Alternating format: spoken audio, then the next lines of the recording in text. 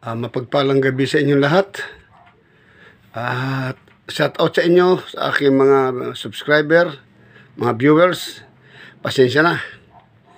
Ako'y 5 araw na hindi nakapag-upload dahil ako ay nagpunta ng Nueva Ecija hanggang Tarlac. Kaya medyo ngayon lang nakauwi. Ito ang kalaban natin sa mga biyahe-biyahe ko dahil may mga assembly, lagi tayong naimbitahan. Muli ay ako humihingi ng pasensya inyo at alam ko sino gusto niyo masundin yung aking mga upload na pero hindi bali ngayon babawi ako. So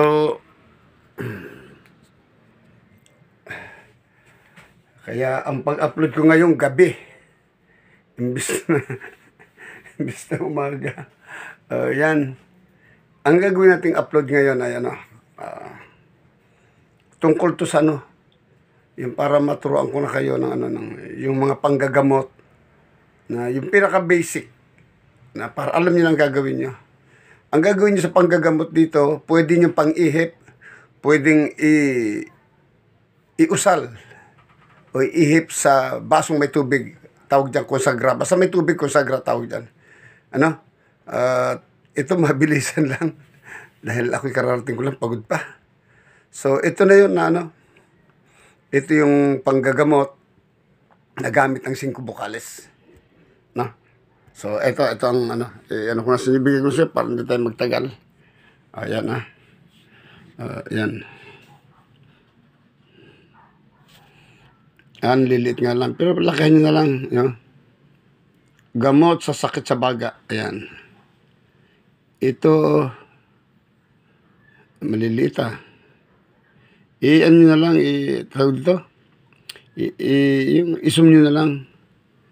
Ito ay uusalin at iihip sa tubig na panginom at sa langis na ipangihilot. Ay, tatandaan nyo na. Mas bumibisa ang mga gamot kung ito ay usalan ng orasyon. Ito ang uusalin mong orasyon ng 3 beses. Ayan mabukam, hiksarak, umali, Espiritu Dios Pater, 3 beses. Yan pa yung orasyon na iihip nyo sa tubig. Sa may kalahating basong tubig, ihip nyo to. Itong 3 beses ang mabukam, hiksarak, umali, Espiritu Dios Pater. Kung hindi nyo man masyado naintindihan yung pagkakasulat, sundan nyo na lang yung basa ko, yung boses ko.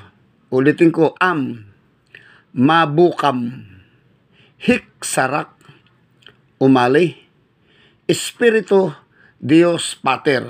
Okay? Yan po ay gamot sa sakit sa baga. Okay po? Yan. Ito naman po yung gamot sa pagpapagaling ng mga sakit. Anong sakit? Ibig sabihin, kung ano man yung mga sakit na yan, ay, halimbawa, kung ano ang mga nararamdaman mong sakit, kung may pilay, kung may lagnat, kung may ubo, supon, lahat ng sakit, pwede mo itong gamitin. Ayun, gamot sa pagpapagaling ng mga sakit. Ibig sabihin, general, kung ano man ang mga sakit.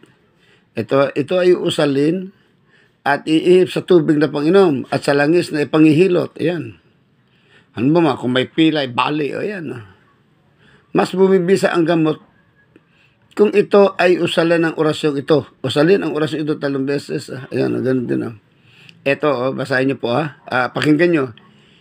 Bae, mae, Elohim, lamurok milam, gotak, batak, Espiritu maramatam, Dios Mater. Ayan, 3 beses nyo pong i-orasyon yan sa tubig. Kalating basong tubig, baka naman malunod yan ay orasyon nyo. Ito naman sa baba, gamot sa sakit ng ulo. Ayan po Tulad po ng dati, kukuha ka ng isang basong tubig, kalahati, i-orasyon mo kung ito ay may sakit sa ulo. Ito po ang orasyon. Ha? Ayan. Yan o. Itatem, orapsip, orkop, iresumad, irimorim, eremorumrum, lumarat, laum, ampik, mibel, gayim, Jesus, ex-seminaraw, Deos, Pilios. Yan. Yan po yung 3 beses nyo po yan. Tatandyan na. Sasakit ng ulo ha. Ito naman yung sa pangkalahatan. Yung isang ama namin, ang dami naman yan. 3 misteryo na lang tapos. Mas maganda nga kung ang dadasalin nyo, yung Salmo 91, ay napakabisa nun. Poder ng mga poder, balabal ng mga balabal, ano pa, devotion mo na rin yan. Lahat yun. Salmo 91. Wala nang titinding orasyon, wala nang titinding dasal. Mas matindi po yun sa ama namin. Salmo 91. I-search nyo po. Ano po? Ayan po yun, no? Yung sa kalahatan yun, sa kalahatan, no? Auxilium, Espiritu, od maem pumaem, pasis, ampilang goam, ex-seminaraw, Deos, Espiritu Santo. Yan. Sa tubig lagi kalatong orasyon. Ito naman yung susunod, yung gamot sa tiyan, sakit sa tiyan. Pwede itong iihip mo to sa langis. Ihilot mo. Yan, ihilot. Kung masakit ang tiyan, ihilot. Kung di man, kumuha ka ng kalating basong tubig, i-orasyon mo ito. Ito siya ang orasyon. Ang orasyon ay or kamitam, saim, akdu, akdum, akdudum, mistim, sat, tat, mat, sanctissimum, Deos, omnipotentem. Yan, 3 beses po yan. Pwedeng ihip yan sa langis. Pwede rin sa kalahating basong tubig, ipainom. Ayan. Ito naman po yung isusunod. Upang magkaroon ng sinag ang ating ulo at mga daliri upang magkaroon ng kapangyarihan upang makapagpaandar ng mga orasyon. O, ayan na. Siguro alam nyo na ito. Dahil nagtatakang iba kung paano din mapaandar ang mga orasyon. Paano ko yung gagawin? O, eto na. O, sambitin ito ng 3 beses bago matulog sa gabi. O, eto na ha. O, ulitin ko. Upang magkaroon ng sinag ang ating mga ulo at mga daliri. Upang magkaroon ng kapangyarihan. At upang makapagpaandar ng mga orasyon. Tulad dito. Matam, makam, mitam, mikam, matum, luam, abisomi, endig moomu, iglasumi, omnipam, okhae, awum, adbeniya,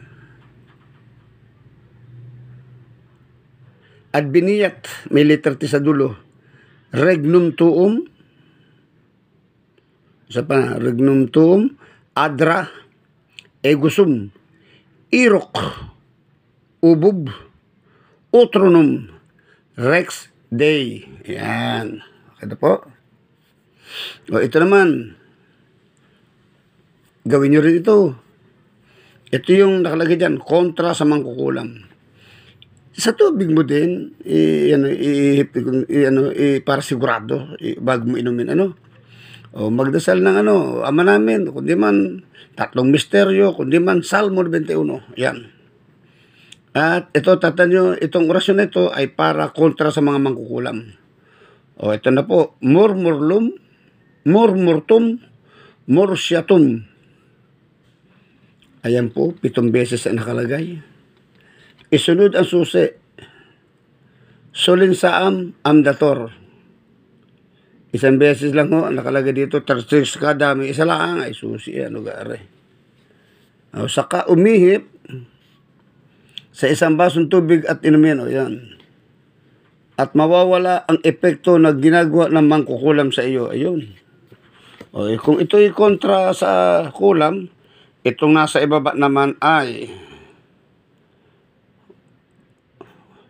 kontra sa aswang. Ayan. Kung nakakain ng pakain mula sa isang aswang, ito ang pangalis na bisa na pakain na ginamit sa iyo ng aswang. Maghanda ng 1 baso. Tandaan nyo ha. Lagyan ng pinigang kalamansi. 7 piraso. At 1 kutsarang suka. Magdasal ng Ama namin. Salmo 91.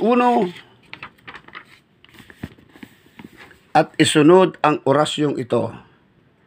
Batura, Peraya, Pekatura, Barnabal, Daradar. Ayan. At yun ha. Iihip sa katawan, din, at isa pa, ito ihip sa baso. Makak Begetuum. Ayan. Makak Begetuum. Yan ang ayaw ko dito. Maraming numero sila. Pampaandar na nga ng orasyon, tapos ang daming bilang pa yan. Ano ba yan? Saka iihip sa baso, ipainom mo. Ganun din. Upang kasilawan ng masasamang espiritu at mga laman lupa. Yun. Yung silaw sa iyo, yung mga laman lupa, ito. Magdasal uli ng, ayan na naman, oh. Ang gabi mo, isang Ama namin lang, kundi mat, Salmo 91. Yun lang. At usalin ang orasyon ito. Ayun na, ay, inumin at ipaligo, ayun, oh. Laysak. Legur. Later. Jesus Christum. Dominum egusum. Dominum nostrum. Amen. Suse, UPH, Madak, Abonatak. Yan. Ito naman ay upang hindi tablan o pasukin ng masasamang espiritu at palipad hangin. O ganun rin, i-rasyon ulit ano, ipulisan sa basong tubig sa inumin. Ayun na po, papasahin ko na. Jesus Christo, Agnus Dei, Domini Dominum, Dium Nostrum, Egusum, Salvame. Ayan. At ito sa baba, upang lumayo ang kulam sa katawan ng may sakit. Ito na yung kayo manggagamot, no? Ito yung iihip mo sa tuktok ng may sakit. Ito rin ay iihip sa tubig na ipaiinom. Isulat din sa isang papel at itapat sa sikmura. Ito. Matam, makam, mitam, mikam, makmamitam, maim, pumaim, maum, pumaim, malamurok, milam, maumaum, mumumum. Yan. Ito naman yung sa huli. Pambakod upang bumalik ang anumang uri ng tigalpo na tumitigal po sa iyo. Ang tawag po dyan, sumbalik. Ayan. Magdasal uli ng isang Ama namin at Salmo 21. Kung di mo, 3 misteryo, mamili na kayo dyan. Ang sasabihin mo lang, Sihamag, Kaluab, Mihortap. Ayun. Isunod ang susi, Sator, Arepo, Tenet, Opera, Rotas. So, yan lang po muna tayo. At mahaba na naman ang oras natin. Ano po? So, muli, mainit. Pinagpawisan ako dito sa aming kwarto. At may nagpapatugtog sa labas sa sala. Rinig na rinig. Baka makapiright tayo. So, ito po. Sarado. O, ayan. Sa umaga, maliwanag dito. Yan. Kami, muli po sa inyo, ako nagpapasalamat at pasensya na talaga 5 days. Ako pagod na pagod. Ako nangangayayat sa pagod. So, yun lamang po. mapagpalang gabi, isang dasal para sa inyong pagtulog. Ama naming Diyos na makapangyarihan sa lahat. Ang lahat po ng aking subscriber at viewers na may mga dinadalang pasanin sa kanilang kalooban, na may mga dinadalang sakit sa kanilang katawan, o amang Diyos na makapangyarihan sa lahat, ibigay mo po ang basbas ng kagalingan ng kanilang mga sakit. Tulungan mo sila. Huwag mo silang pababayaan, Ama. Lingmunin mo sila at pakinggan ang kanilang mga kahilingan. Alam ko po naghihikaho sila sa buhay. Ayaw nilang magpagamot dahil wala silang kakayahan sa mga ospital sa ngayon. Ang tanging inaasahan na lamang ikaw, Ama. Huwag mo silang talikuran. Tanggapin mo sila, pakinggan, upang ang mga kanilang nararamdamang mga sakit at pighati sa buhay, bigyan mo po ng kaliwanagan ang kanilang pag-iisip. Gabayan mo po sila sa araw-araw. At ibigay mo po ang kapanatagan, katahimikan, kaligayahan sa loob ng kanilang pamilya. At basbasan mo rin ang gabing ito sa kanilang pagtulog. Nakasama ka ng iyong mga anghel. Amen.